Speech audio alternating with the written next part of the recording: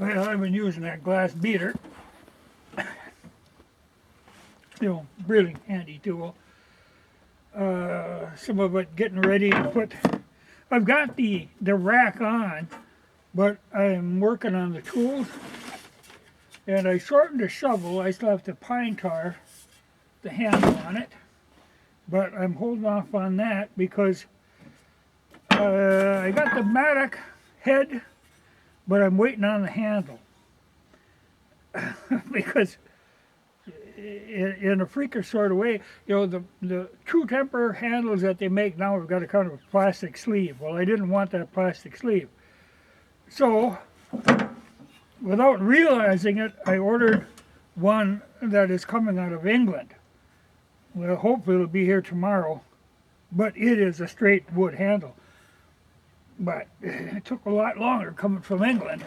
But I don't understand that whole deal, because that's got to go through customs and all this stuff, so it drags on. But it was relatively cheap, though that it's like the Big Red Toolbox is the name of the company, and everything else that they sell is outrageously high, like 3 times what I would expect it to be. Damn plain pickaxe handle was cheap. So anyway, I got roped into that, and that's coming. Then another thing, okay, this axe that I was going to use in there, it's just one I had laying around that I had put a handle on, is really a little on the big side. It should be this size, which is a 3.5 pound. That fits in there better. And this handle at 36 is a little bit long, so I'm going to get a little bit shorter handle to put on this head, and I'll use that. And that'll work fine.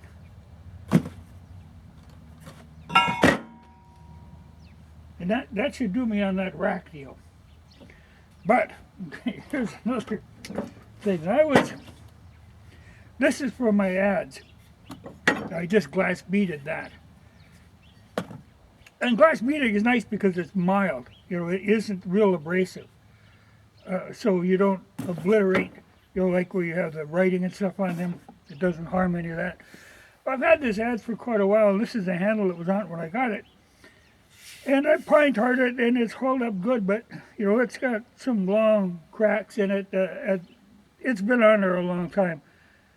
And this is the time of year where I start kind of redoing that stuff, getting ready for next year, for the summer. So I thought, well, I'll get a new handle. So I looked on eBay, and here a guy had a handle.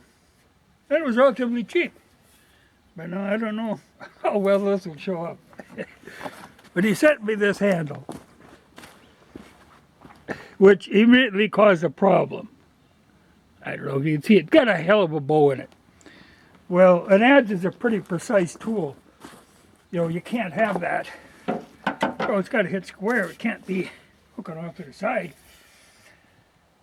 And it wasn't that expensive. It came really fast. So I thought, okay, I'll just eat this. It's the chance you take.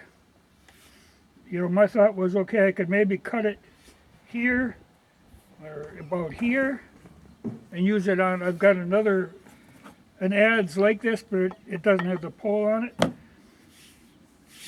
For a shorthand adze, I can make that work and maybe use the rest for hammer handle or something. But I thought, well, I got to say something to him. Because I've got to do that feedback stuff, because you need to do that, really. Well, you don't have to, but it's the right thing to do. So I mentioned, the thing really was unusable. Well, he quick sent me another one, so now I've got one.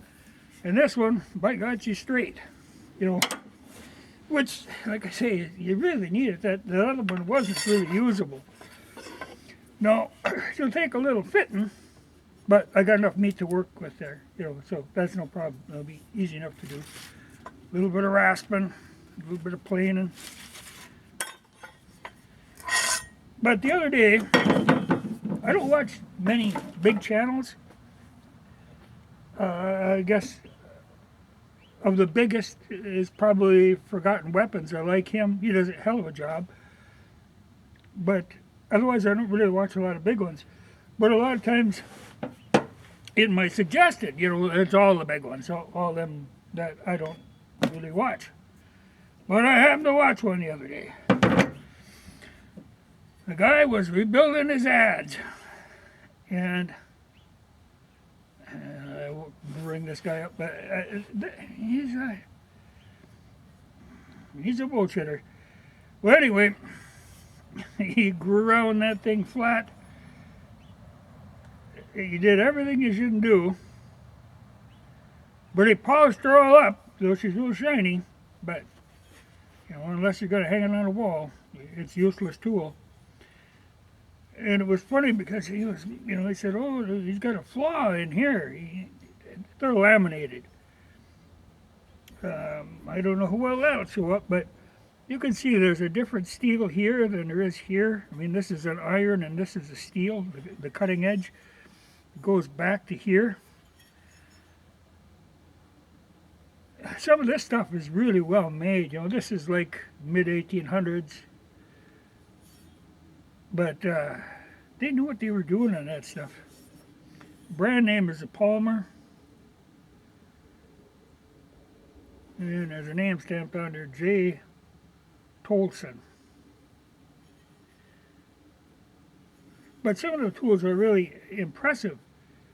And these things have got a shape. Like I said that with the broad axe too. A broad axe isn't flat. A broad axe has got a curve to it. This has got a curve to it. And it's got a curve this way.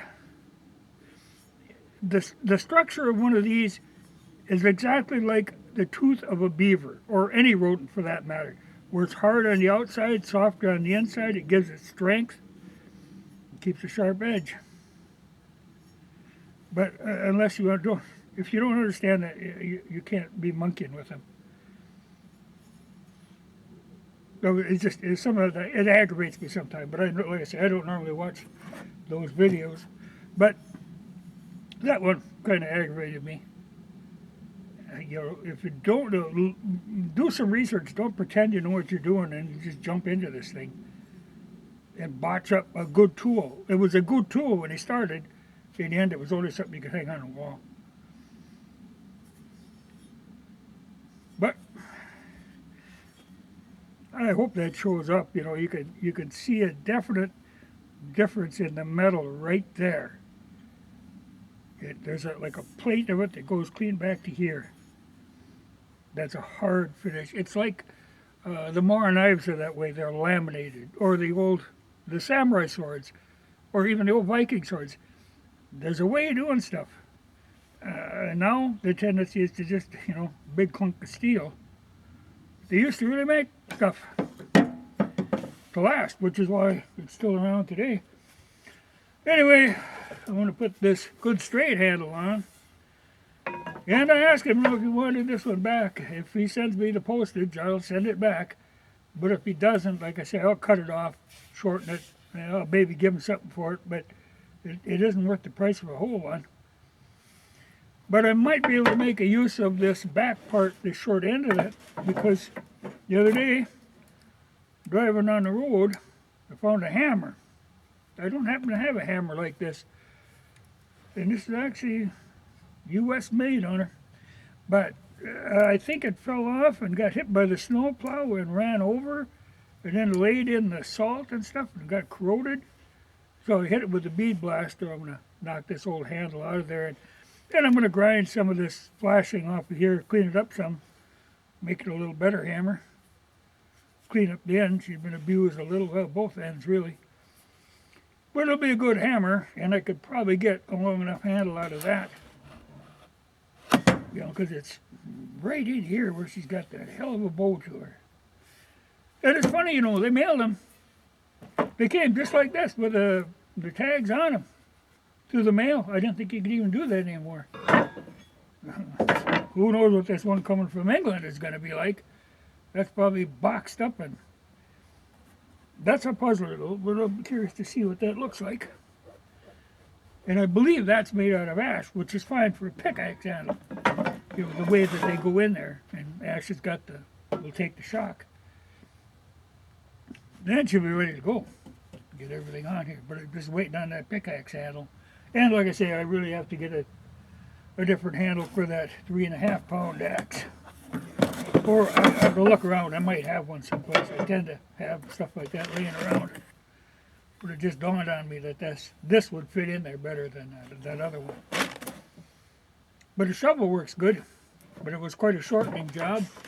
And then when I riveted it, the thing to use in a situation like that for a rivet, it came with some rivets, but I didn't, they were kind of scrawny little things.